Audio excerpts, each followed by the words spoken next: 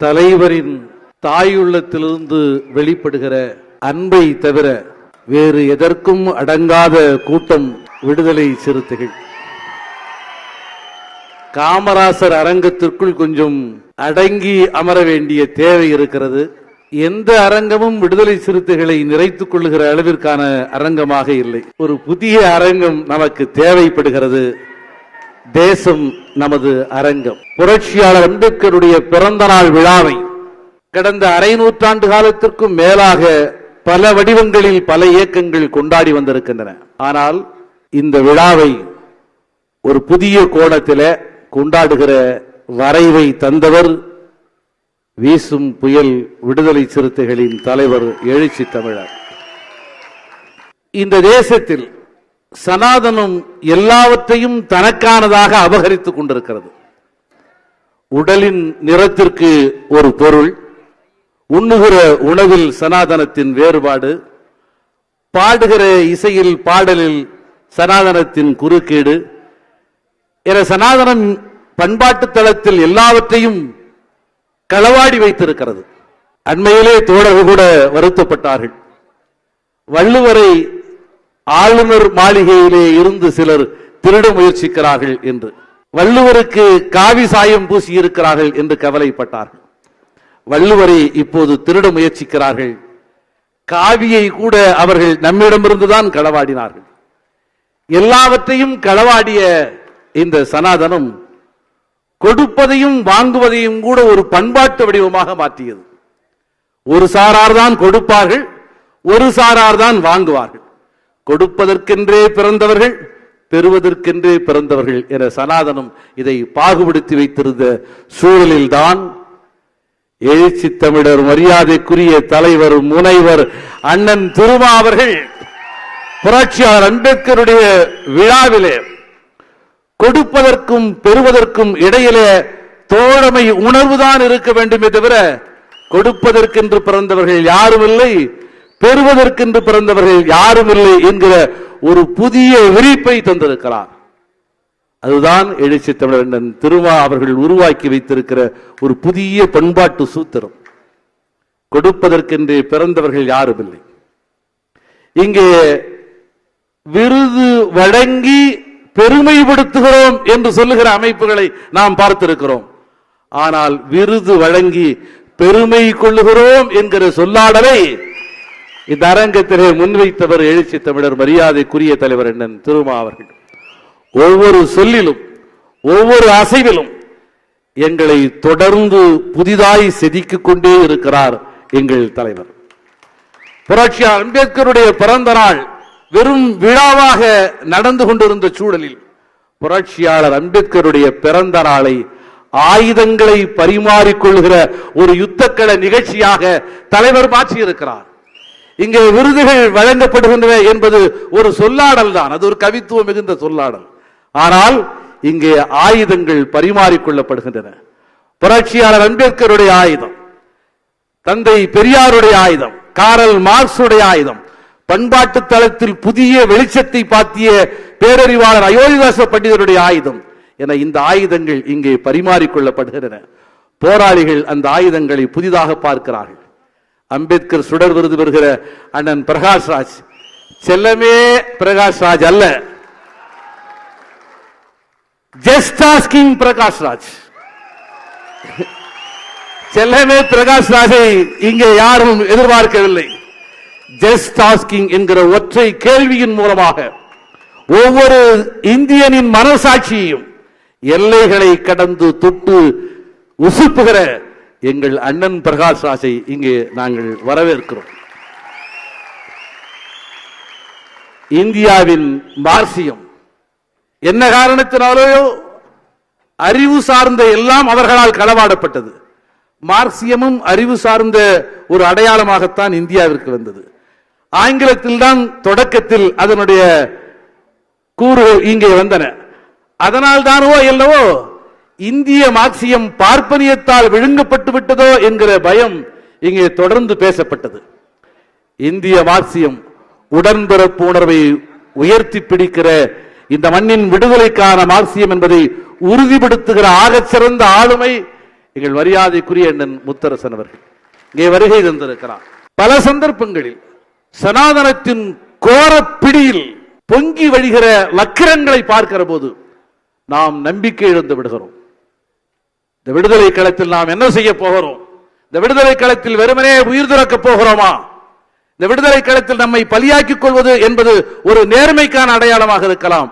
ஆனால் அது உண்மையிலே விடுதலை நோக்கிய பயணமாக இருக்குமா என்கிற கேள்வியும் விரக்தியும் வருகிற போதெல்லாம் பகுத்தறிவு பகல்வன் தந்தை பெரியாருடைய வாசகங்களை இங்கே வலுவாக எடுத்து சொல்லி, அதிலும் வழக்கமாக பதிவாகிற ஆண் குரலாக அது இல்லாமல் ஒரு தாயின் குரலாக போராளிகளை உசுப்புகிற ஒழுங்குபடுத்துகிற குரல் எங்கள் மரியாதைக்குரிய சகோதரி அருள்மொழி அவர்களுடைய குரல்.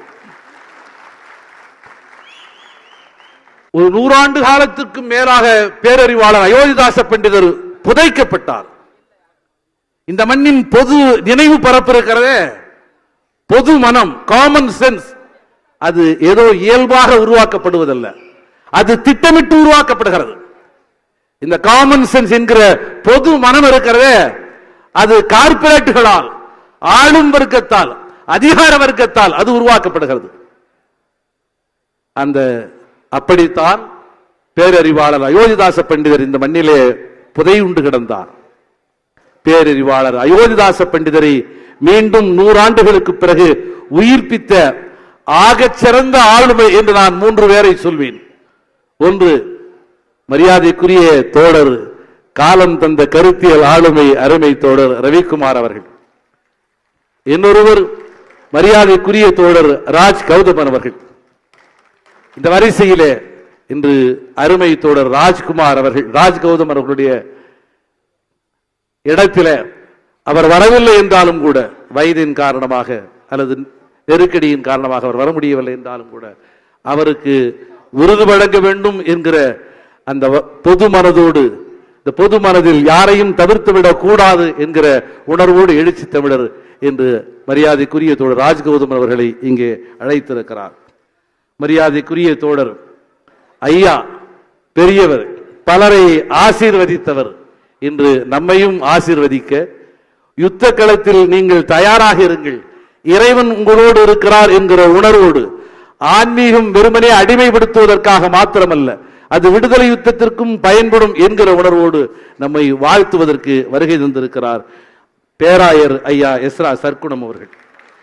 காயிதே மெல்ல திரை பெறுகிற இந்த ஒடுக்கப்பட்ட மக்களின் உணர்வை வெளிப்படுத்துகிற இடத்தில, பன்மை தன்மையை பாதுகாக்கிற இடத்தில இன்று ஒரு வலுவான களத்தில் நிற்கிற மரியாதைக்குரிய எஸ்.என். சிக்கந்தர் அவர்களை இந்த நேரத்திலே அன்போடு நான் வரவேற்கிறேன். வாய் வழியாக சொல்லப்பட்ட பலதை அவர்கள் திருடிக் கொண்டார்கள், பனையோலையில் எழுதப்பட்டதை கூட அவர்கள் மாற்றிக்கொண்டார்கள். ஆனால் கல்வெட்டில் இருக்கிற சில அம்சங்கள் தான் இன்னமும் பெரும் மன்னன், பேரரசன் அசோகன் தான் இந்த தேசத்தின் ஒரு ஆகச்சிறந்த அடையாளமாக இருந்தான் என்கிற உண்மையை அடையாத்துக் கொண்டிருக்கிறது. அந்த பேரரசன் அசோகனுடைய தொடர்புடைய கொள்கை வழி, குருதி வழி தொடர்புடைய உறவுகள் தான் நாம் என்பதை சொல்லுகிற அம்சமாக இன்று வரலாறு இருக்கிறது. ஆக அந்த அடிப்படையிலே ஆளும் வர்க்கத்தின் பொய்களாக குறுங்கி கிடக்கிற வரலாற்றில் புதிய வெளிச்சத்தை பாய்ச்சக்கூடிய கல்வெட்டியல் அறிஞர் மரியாதைக்குரிய ஐயா சுப்புராயல் அவர்கள் இந்த அரங்கத்திற்கு வந்திருக்கிறார். அருமை உறவுகளை, விழாவிற்கு வந்திருக்கிறார்கள், வாருங்கள் என்று சொல்லி வரவேற்பதல்ல என்னுடைய கடமை. வழக்கமாக நம்முடைய தோழர்கள் ஓடி வருவார்கள், கட்டி அணைப்பார்கள், ஆனா ஒரு செல்ஃபி என்று சொல்வார்கள். லேசான ஒரு வேர்வை மனம் கடந்து போகும், அது வேர்வை நாற்றம் என்று சொல்வார்கள் சிலர், வேர்வை மனம் என்று. அந்த வேர்வை மனம்தான் நம்முடைய அன்பை, உறவை, பாசத்தை நமக்கு வெளிப்படுத்துகிறது. அந்த வேர்வை மலர்களின் மனம் இல்லாமல் கூட இருந்து விடலாம். ஆனால் அந்த வேர்வை மனம் இல்லாமல் எழுச்சி தமிழர் மரியாதைக்குரிய தலைவர் அண்ணன் திருமாவால் வாழ முடியாது. அப்படி வேர்வையின் மனம் வீசுகிற நம்முடைய மேடையில் வரவேற்பு நிகழ்வின் போது வெடிமருந்தின் மனமும் கொஞ்சம் வீசி இருக்கிறது. வெடிமருந்துக்கான தேவையும் இருக்கிறது. ஒருவேளை வெடிமருந்தின் வடிவம் மாறலாம், அது அறிவு சார்ந்த கேள்வியாக இருக்கலாம். சனாதனம் நம் முன்னால் விரித்து வைத்திருக்கிற மிக கொடூரமான இந்த சூழலில், இந்த சனாதனத்தை எதிர்த்த களத்தில், அது அரசியல் களத்தில், பண்பாட்டு தளத்தில், சமூக விடுதலைக்கான களத்தில், எந்த களமாக இருந்தாலும் அந்த களத்திலே இணைந்து நின்று பணியாற்றுவோம் என்று தலைவர் அழைக்கிற இந்த விழாவிற்கு உங்களோடு ஆயுதங்களை பகிர்ந்து கொள்கிறோம், உங்களோடு சிறைச்சாலையை பகிர்ந்து கொள்கிறோம், உங்களோடு உயிர் பலிக்கான களத்தை பகிர்ந்து கொள்கிறோம் என்கிற உடன்பிறப்பு உணர்வோடு வருகை தந்திருக்கிற அருமை உறவுகளை மீண்டும் ஒருமுறை நெஞ்சார வாழ்த்துகிறேன். ஜூன் 5ஆம் தேதிக்கு பிறகு எழுச்சி தமிழர் இந்த தேசத்திற்கு புதிய செய்திகளை சொல்வார். ஒரு புதிய வெளிச்சம் வடக்கே